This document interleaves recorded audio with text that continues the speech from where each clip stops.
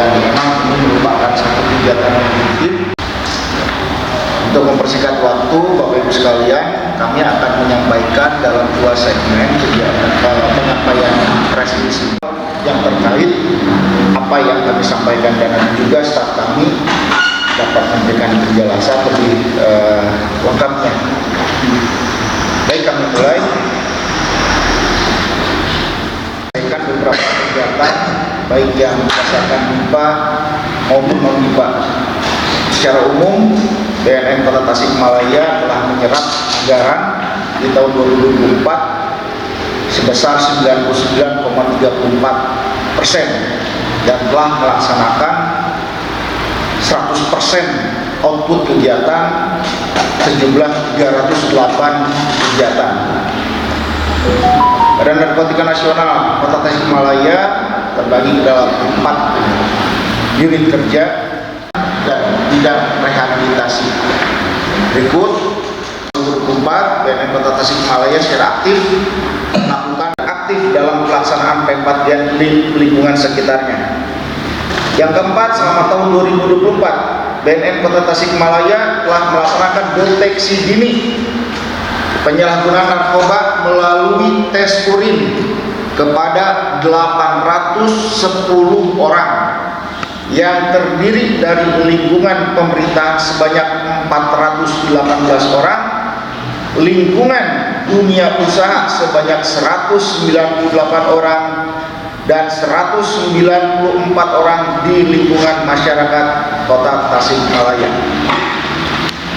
Capaian indikator kinerja pencegahan, indeks kemandirian partisipasi dengan capaian 3,68 dari target 3,46 dengan keterangan ataupun kategori sangat mandiri. Selanjutnya kami akan menyampaikan hasil capaian kinerja agar tidak kambuh kembali ataupun relapse.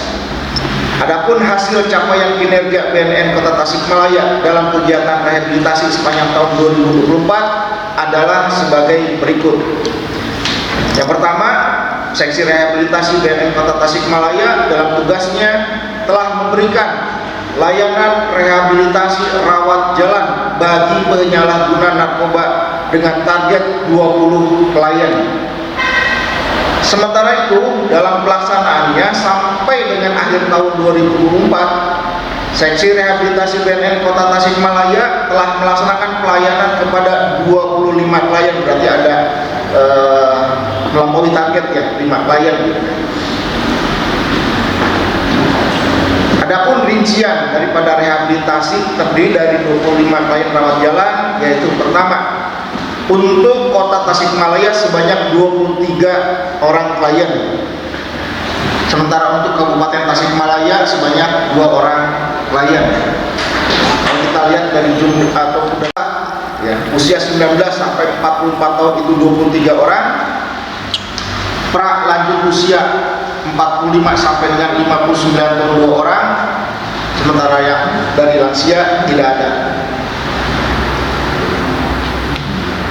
Lalu yang berikutnya, kalau kita melihat dari 25 orang tersebut, ya, 25 orang klien yang kita lakukan ataupun kita berikan layanan rehabilitasi berdasarkan jenis ya, narkoba yang digunakannya. Yang pertama adalah metamfetamin sebanyak 12 orang, THC 1 orang. Dalam mengupayakan pemulihan dan keberfungsian sosial pengguna narkotika dengan memberdayakan kekuatan lokal yang bertumpu pada peran keluarga dan partisipasi masyarakat, Seksi Rehabilitasi BNN Kota Tasikmalaya telah membentuk 2 kelompok IBM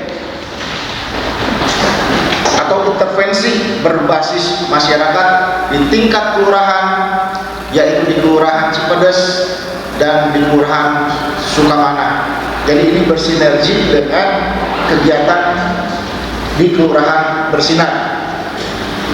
Setiap unit IBM kelurahan terdiri dari 5 agen pemulihan yang sudah mendapatkan pelatihan,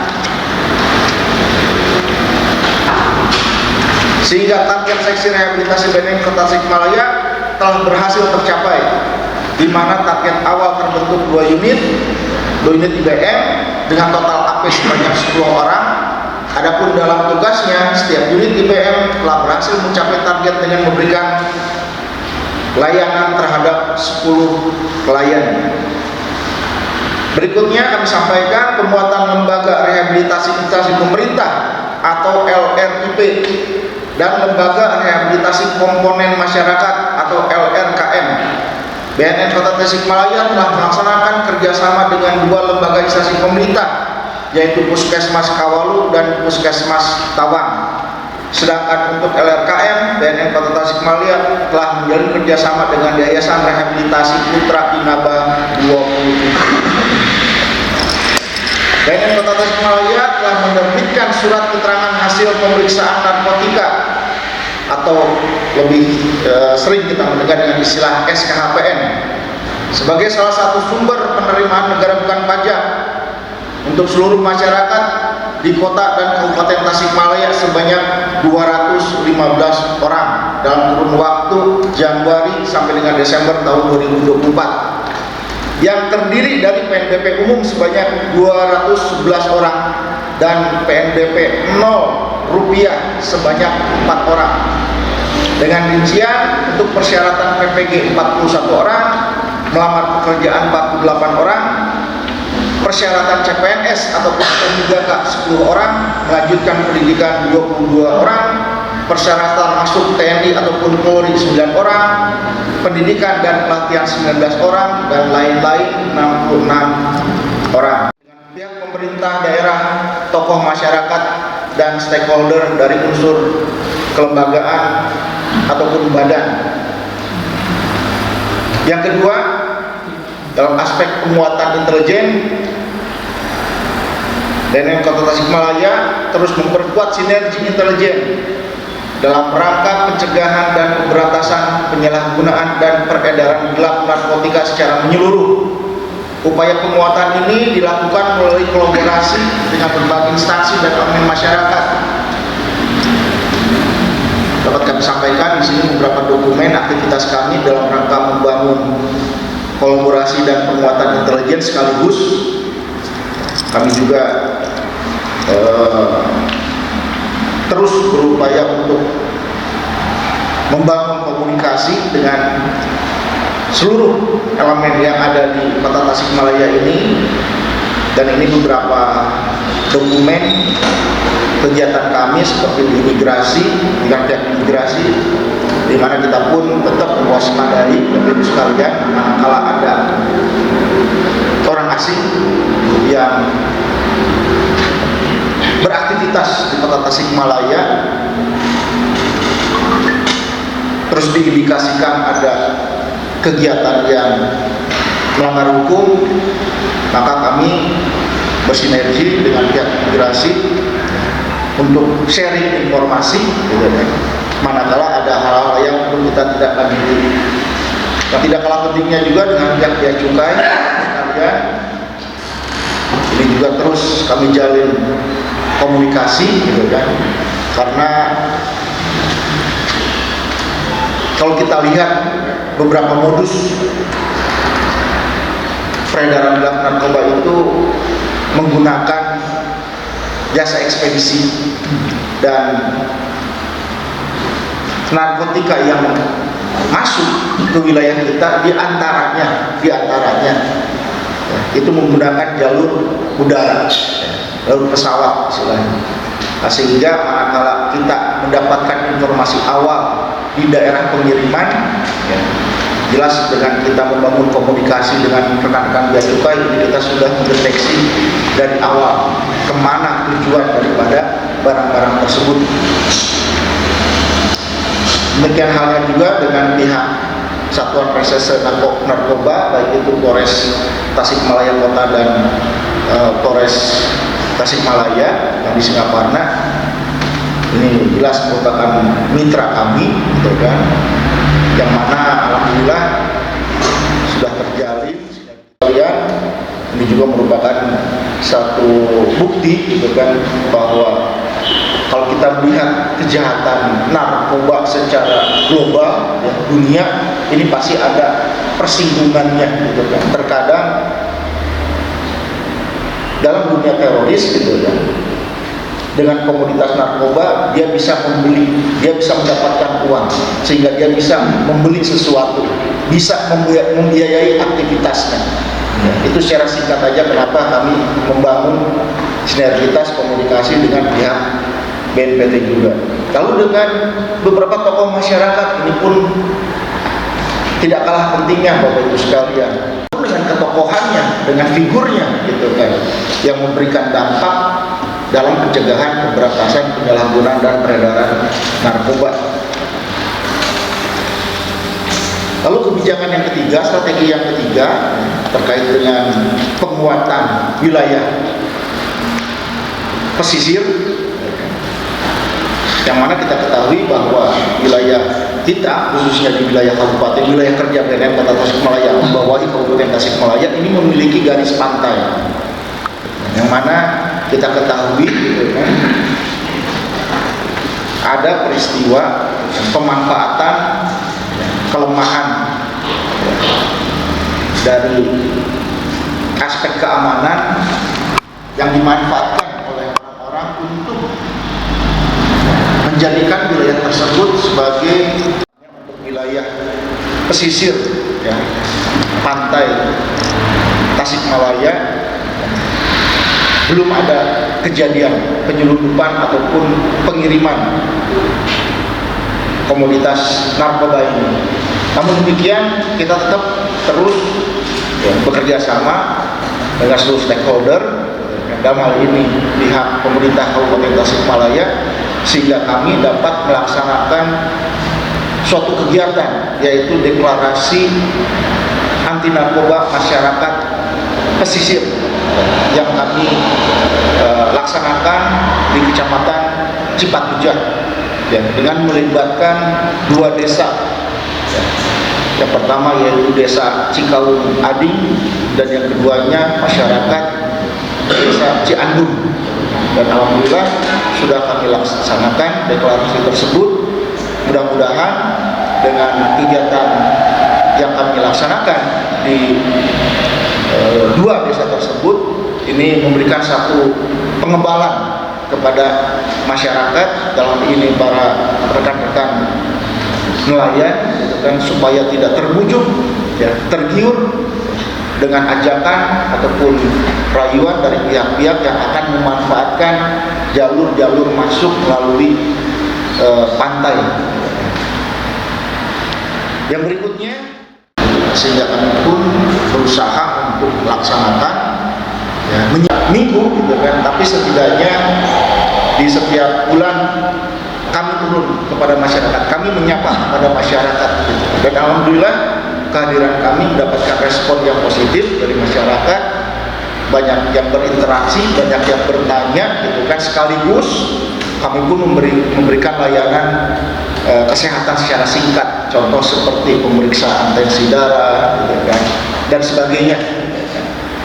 Dan alhamdulillah program ini pun akan terus kami laksanakan untuk di tahun 2025 gitu kan. Sebagai tambahan, sebelum kami akhiri kegiatan press release ini, insya Allah di tahun 2025 dengan melandasi Tasik sebagai kota santri, kami akan masuk, kami akan melakukan intervensi, kami akan melakukan kolaborasi dengan pondok pesantren baik yang ada di wilayah kota Tasik maupun yang ada di wilayah Kabupaten Tasikmalaya. Mudah-mudahan rencana kami di tahun 2025 ya, bersinergi dengan pemerintah kota dan Kabupaten Tasik ini dapat memberikan dampak yang positif ya, sehingga para santri ya, di samping ya, untuk menambah pengetahuan, menambah wawasan, dan ini mudah-mudahan dapat menjadikan sebagai bekal hidup ke depan untuk rekan-rekan santri yang sedang melaksanakan pembelajaran. Demikian Bapak Ibu yang dapat kami sampaikan.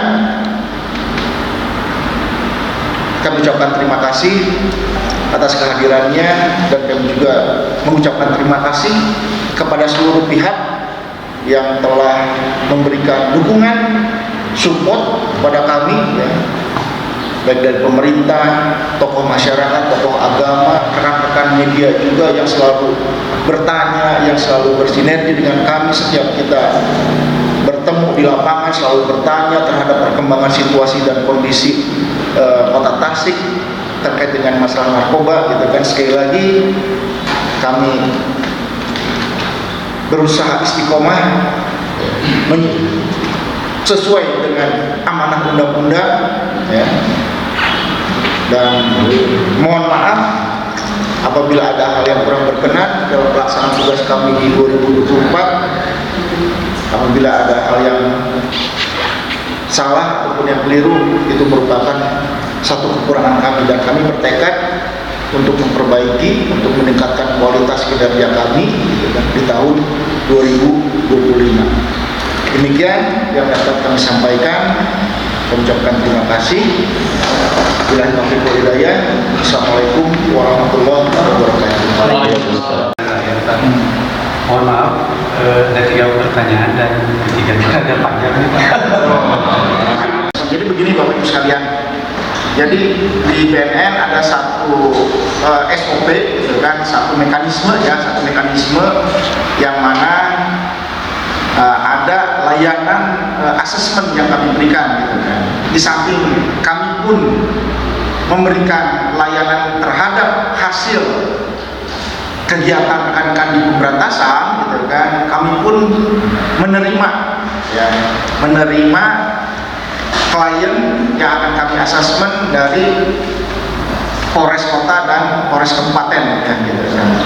Nah, secara singkat,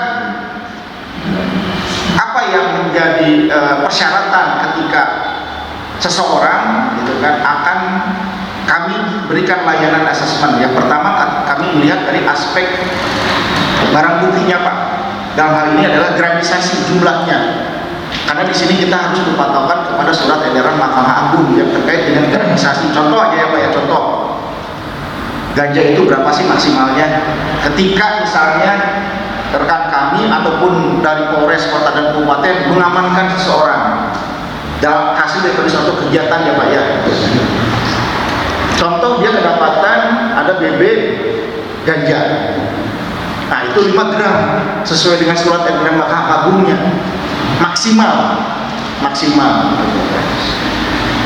Terus yang kedua contohnya yaitu sabu.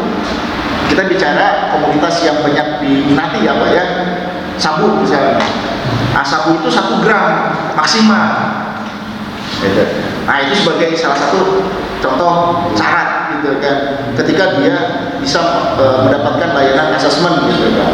Yang kedua kita melihat dari aspek nanti hasil daripada asesmen ini, dia masuk kategorinya sindikat bukan? Karena ini kan pendalaman Pak.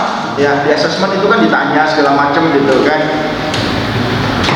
oleh tim hukum, ya, dalam ini Pak Yudi, gitu kan, dari kejaksaan ataupun dari si penyidik soalnya Pak. Berarti kan kasusnya akan lanjut Pak. Ya, lanjut sampai kepada penuntutan, gitu. Yang ideal kan begini Pak, yang idealnya begini. BB-nya di bawah SMA, dia benar-benar terbukti hasil asesmen hukum dia pengguna atau penyalahguna, bahkan dia korban. Nah, udah Pak, itu Pak, langsung rekomendasinya dalam rapat tim asesmen terpadu itu, rekomendasi dan kesimpulannya yang bersangkutan berhak untuk mendapatkan layanan. Berarti kasus hukumnya tidak dilanjut Pak, gitu kan. Tapi ada juga Pak satu kasus begini Pak, awal-awal ya Pak ya, sebelum ini TAT semakin semakin concern kita ininya. Ini berkas sudah maju duluan Pak ke kejaksaan. Nah, kejaksaan ternyata udah paham nih bahwa kasus narkoba itu harus TAT dulu, gitu kan. Nah, berarti dia mengembalikan Pak. Jadi sebenarnya ini kategorinya dia udah nggak bisa mendapatkan rehabilitasi, udah jelas BB-nya udah melebihi SMA, gitu kan. Dia masuk kategori kategorinya sindikat gitu kan, contoh pengedar gitu kan. Nah, berarti kan ini hanya dalam aspek formil administrasi kelengkapan orang itu harus di asesmen dulu gitu kan, untuk meyakinkan benar-benar dia bukan kategorinya contoh pasal 127 aja gitu kan. Nah seperti itu Pak ya gitu kan.